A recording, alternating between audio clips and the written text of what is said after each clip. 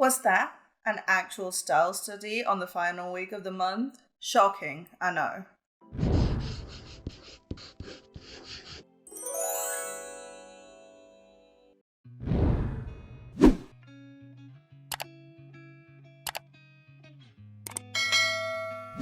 I'm actually really excited today because this is a style I am not very familiar or comfortable with, so that means it's time to level up. Today we're going to take a look at the beautiful art of Laura Brouwers, I hope I'm saying that right, but she's better known by her online name Cyarine. And you want to know what's wild? Literally last Sunday I was scrolling through my IG feed and I saw a post by Laura, which in and of itself is completely insane. Imagine actually seeing posts on your home feed from people you actually follow. Wild, I know.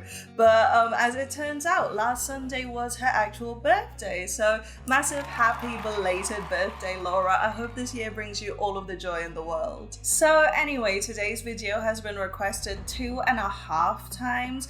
2 of them are actual requests, and then the third one is kind of like a guess on whom I was going to do a study on, and I'm going to count that as a request, okay? So massive thank you to Rose and Reagan for requesting this video on Discord, and to Hannah Luna and Sophie New for requesting this on YouTube. I hope you guys all love it. If you're a self-study veteran, thank you so much for coming back. I love you, and you can go ahead and skip to part 1, timestamps are in the video description below. But if you're new here, hi, welcome. I am so glad you're here because today we're going to level up your art by 1,000,000%. Style Study is a series we do here on my channel where we take a look at some of our favorite artists, analyze their work, and see what we can learn from it. Keyword learn. We're not here to plagiarize someone's art or copy anyone's style. We're only here to see what cool tips and tricks we can learn and then apply to finding our own personal art style. I usually structure my style studies in 3 parts.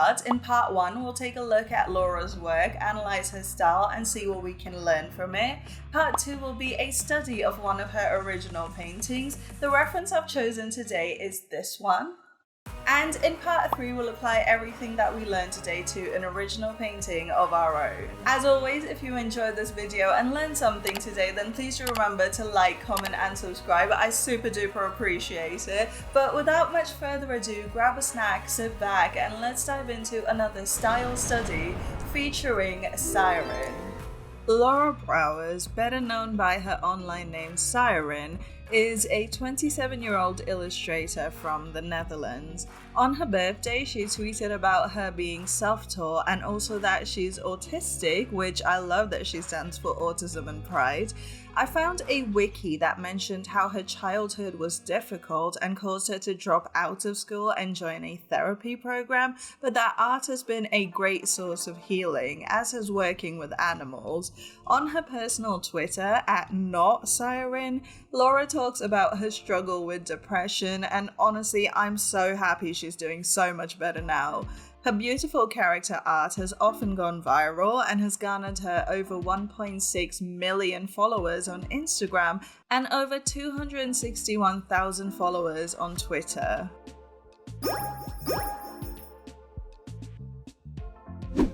To me, Laura's art will be classed as highly stylized character illustrations, almost verging on cartoons. I mean that in the sense that they aren't super realistic and definitely have elements of exaggeration.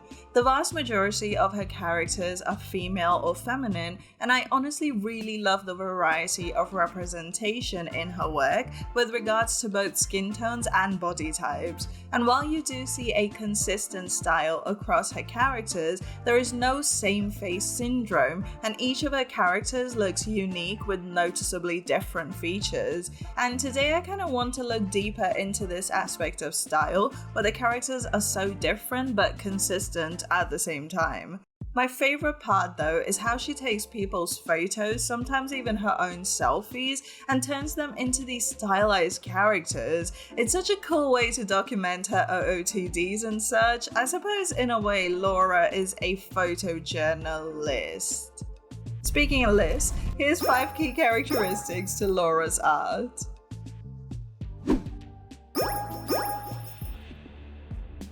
So, as someone who hates hates drawing line art, this is of course the first thing I notice in Laura's art.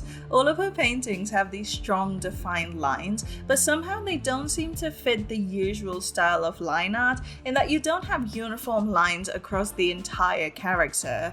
Instead, it almost feels like the lines are an illusion, like you don't notice them until you do. They add definition but don't interfere with the painting underneath.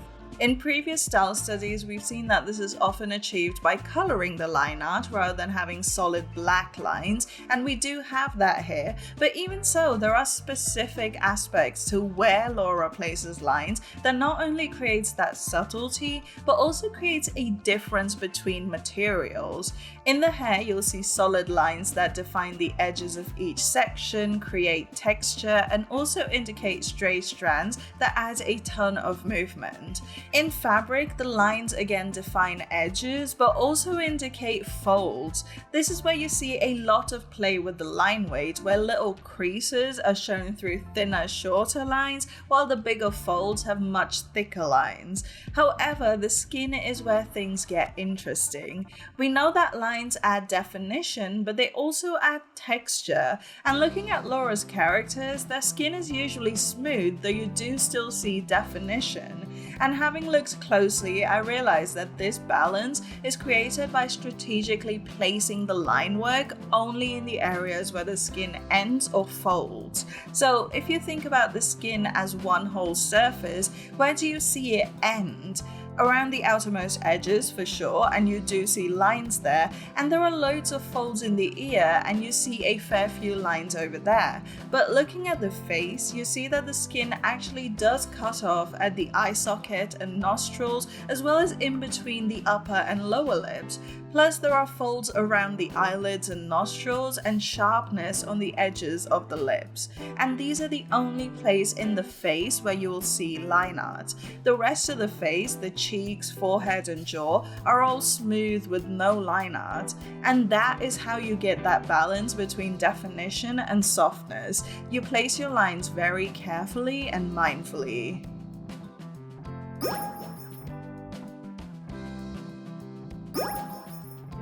Okay, let's talk proportions for a bit, because for the most part, this is where style really comes into play. Now, obviously we know that when it comes to body proportions, Laura does vary them quite extensively, covering a variety of body shapes and sizes, but there are a couple of interesting commonalities across the bodies. For one thing, the legs are almost always super long, especially if the character is standing. Here, for instance, you'll see that the head and torso combined make up like half the height of her legs alone, and as a result, you'll see that the arms appear to be rather long as well, just to match the legs. Obviously, this makes the character look taller, but why is that so appealing? It's because having longer limbs allows you to play with languid curves. With something like the torso or the head, you'll see that they're made up of lots of shorter curves, tiny lines and sharp angles, even if it's been softened up for stylistic purposes. With arms and legs, however, there are pretty much only these longer curves at the edges that allow you to mess around and create some very fluid lines. In other words, your characters look super graceful, and that is exactly what we see in Laura's art. Zooming into the face, this is where the majority of stylistic choice comes into play. You of course have the large rounded eyes, which as we've seen before, creates a more youthful, cute appearance. However, unlike the usual stylization techniques, Laura doesn't super babyfy the face, in that 1, the eyes aren't also placed super low on the head, and 2, the nose and mouth aren't super minimized. In fact, I'd say the mouth is almost made a little rounder rather than super pouty, and also unlike most manga-based styles, Laura doesn't give her characters super pointy chins. Really, all the facial features are pretty close to realistic except for the eyes. One other little detail I noticed was that pretty much all of her characters have a little cat eye flick on the outer corners of their eyes. So while there are traditionally feminine indicators of what we consider to be beauty in a woman, i.e. soft rounded eyes, full rounded lips and a soft chin, you also see features that have edges and sharp corners. This contrast is what makes these characters so appealing, is that idea of softness that has an edge to it. You've heard me say this in previous style studies, but pretty much all of our favorite artists have one common stylistic trait. The hair is always an active, important, and dynamic component of composition. And that is because hair is an important aspect of our personalities. Think about it, when you're getting dressed to go to a party or work, or even just to go get the groceries, the bare minimum you do is fix your hair, right? In compositional terms, this translates to packing the character's hair with loads of personality. That sounds crazy abstract, so let me explain. With every one of her characters, Laura makes sure that the hair is a noticeable element. Be it via the color, length, style, or silhouette, you will always notice it. And no matter how straight the hair's inherent texture is, it always has a wave to it. Obviously, this works as a brilliant source of leading lines, interesting silhouette shapes, face framing, shadowy elements, and so on and so forth. However, it is that waviness that really tells the character's story. A super structured wave tells us the character might be perfectionistic or prefers to have a sense of control over how they are seen. So here, although she has the cat ears and tail, and cats are known to be rather quick and easily frazzled, the relatively sleek hair gives us an impression of someone who keeps themselves well groomed, like a cat that is constantly licking itself clean. A messier wave, however, gives us the opposite impression. Maybe this is a character that doesn't much care about their appearances, or they just allow the wildness of life to just take them where it will. So this character, for instance, very similar hair texture to the cat girl, but you see way less structure. There's loads of stray strands that don't even follow the same wave pattern. This is definitely a character that doesn't care for how they appear. However, there is a third hair type that I want to talk about, and that is the post-structured kind. Look at this character. You see how it looks like her hair was structured, maybe even neatly put into a low bun, but here it is all out of place with lots of stray hair, but notice how even the stray hair still follows a uniform wave pattern. Or here where the blonde character has all these stray strands of hair falling out of what probably started as sleek, styled hair.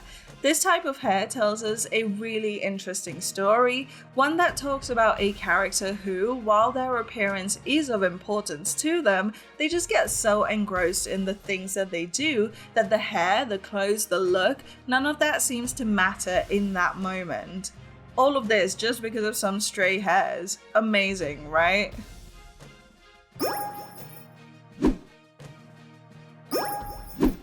Let's talk about something that looks very simple but is actually well thought out: the composition.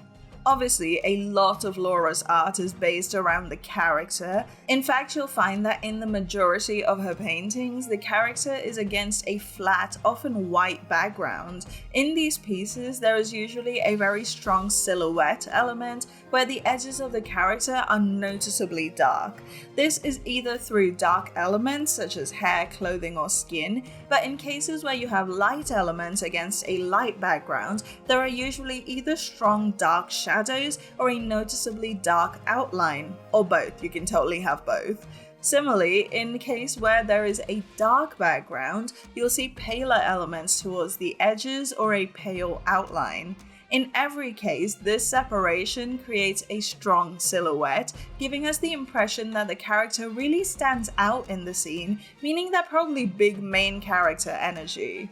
However, where things get interesting is when Laura paints more complex backgrounds. So here with this character who is sat at a computer, or here where they're running through a forest, you'll see that these characters are often painted in colors that are very harmonious with the background. So in the computer scene, you have a lot of warm, earthy tones, which are also echoed in the character.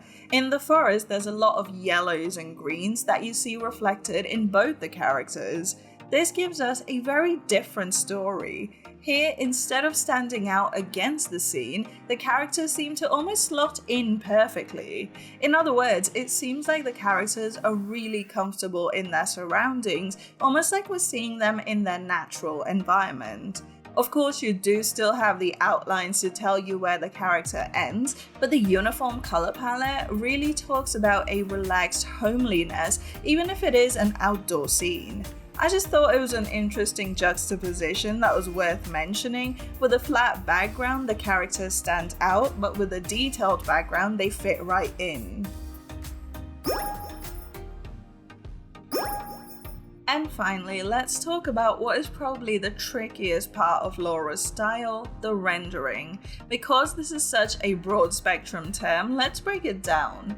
First, I want to talk about how she renders the face. You'll see that the majority of the hard edges lie around the center of the face. The eyelids and under eye area, the nose bridge and nostrils, and the edges around the mouth will have noticeable hard edges. However, they don't look super textured, and that is because there are very few value and color shifts at these edges. So you'll have 2 or 3 colors that create dimension with hard edges between them, but the colors themselves are rather flat. So if we look at the upper eyelid here, for instance, there are basically 3 colors, but they are so flat you would think they couldn't possibly show a curved surface. But the key lies in the shape of these flat tones. Looking at the nose here, for instance, you'll see that the bridge is this one long tube shape where the edges have been blended on one side of the bottom half, and that gives us a sense of bony structure at the top of the bridge that smooths out into a rounder bit closer to the bulb.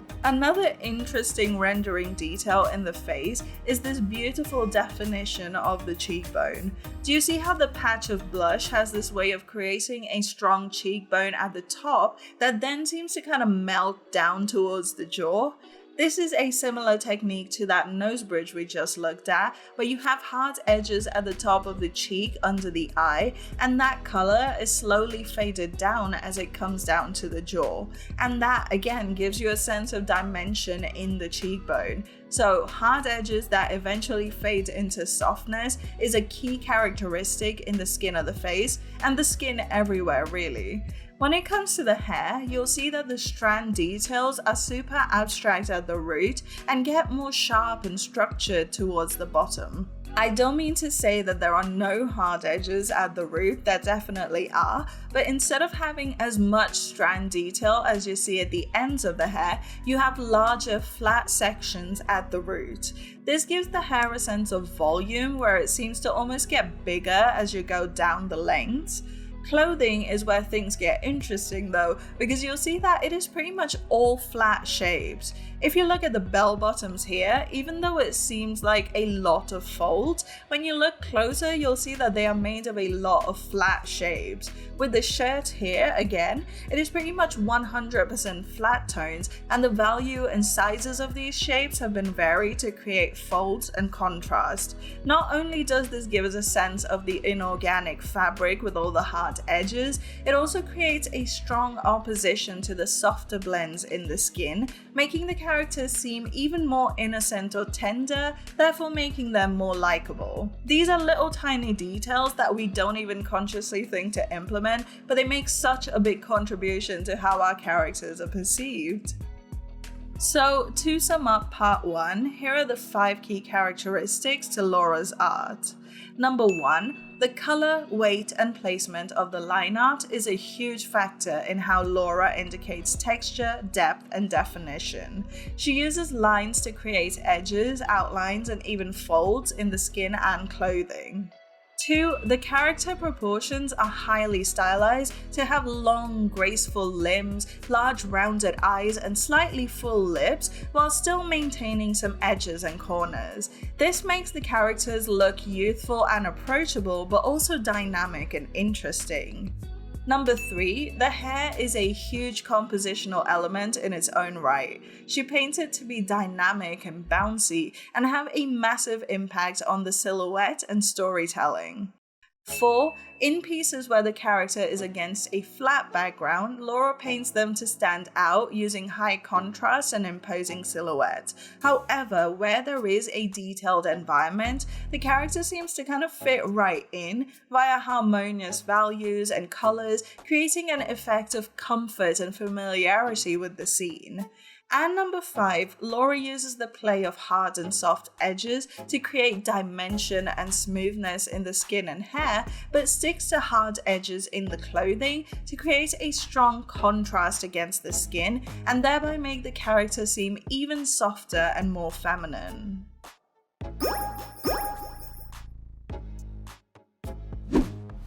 For our study today, I chose this beautiful reference. It is a fan art Laura made of Flora from the Winx Club, and oh my god, how pretty is she? Starting with a sketch, you'll see that I actually did this in 3 separate iterations, gradually cleaning up the lines until I had just enough detail that I could work with.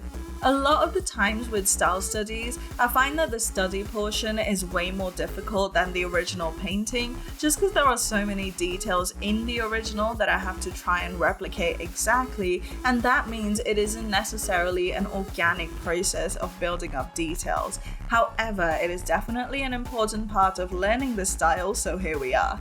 I always like to use the Bezier Select tool to map in a silhouette and fill it with a flat color, because I can then just use a clipping group for the rest of the layers and make sure I'm always coloring within the silhouette.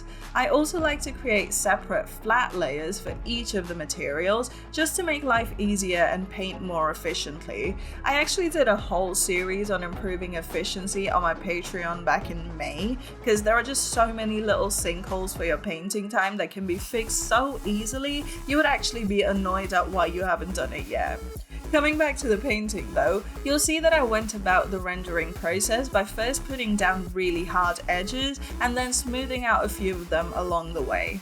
I always suggest doing it in this order because it is easy to blend things out, but if you've overblended, it's twice as much work to paint those hard edges back in. I think the hair is what I struggled with most for this piece in particular, because there were so many details that I was trying to get spot on. The clothing, on the other hand, was a lot easier to nail just because it was very distinctive flat shapes and there weren't very many of them. I actually really loved painting fabric like this and might actually keep this in my own workflow. Now, if you followed my art at all, you know the tumultuous relationship I have with line art. Because my sketch was still too messy, I ended up getting rid of it and redoing the line art on a new layer. I did have to have the brush stabilizer on to create nice and smooth lines, but honestly, the line art didn't feel quite as scary as I feared. It's probably because I'm now working with a pen display tablet so I can physically see where the lines are going and that makes it easier. But you know what? I think I actually quite enjoyed creating line art. Like, who even am I anymore? I then pulled the reference window back into frame just to color match a little better and added in all the little final details. Once it was all done, I also added a paper texture layer just to give it that grain that you see. And you guys, just that one layer suddenly made the entire painting feel all watercolory. What kind of witchcraft? But yeah, anyway, here's the finished study, and this is probably my absolute favorite one so far.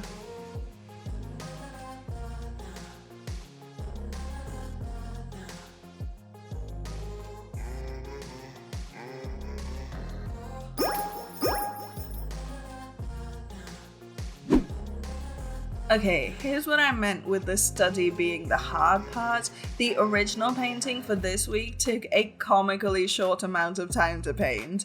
I usually give myself until Wednesday to finish a painting, especially on style study week when there are 2 paintings to do. I'll do part 2 over the weekend and then part 3 over the first 3 days of the week. You guys, I was done with both paintings by the end of Monday. What? Just to really drive the point home, here's the total runtime of the study. It took about 3 hours and 43 minutes to paint this study, but I was just straight up replicating a reference painting. With the original painting, where I had to create a whole entire concept from scratch, it took me just over 2 hours, as in about half the time. And that's probably because once you have all the sketching and line art down, the rest of the painting process is actually a breeze because Laura uses very few shapes to create a massive impact. She's literally the epitome of doing more with less. This is something I personally struggle with very often because my tendency is to just add more and more and more and more and more to try and fill out a painting. Sometimes the hardest part is to simplify, and how Laura makes this look so effortless, I'll never know. This week I went in with the word prompt card. Fun fact, all through this month, I've been integrating colors from a bunch of pride flags. I'll share an Insta reel about it at the end of the month. And today I wanted to play with the colors on the trans pride flag, which is baby pink, baby blue, and white. I started off using a pose reference from this painting by Jessica Jones, but it got a little too similar to the reference and we hate plagiarism in this house, so I ended up changing her arm and that just changed the entire thing. I wanted her to have a very pastel soft feel, and oh my gosh, I really love how it turned out. Plus, I don't know why I keep getting hits about the 9 of Cups tarot card from a very specific deck, and sometimes these things just demand to be put in a painting, so that's just going to be the card that she's holding. Again, I had to go over and redo the line art just to make sure it was nice and clean and worked well over the rendering underneath. And here is this week's original painting card.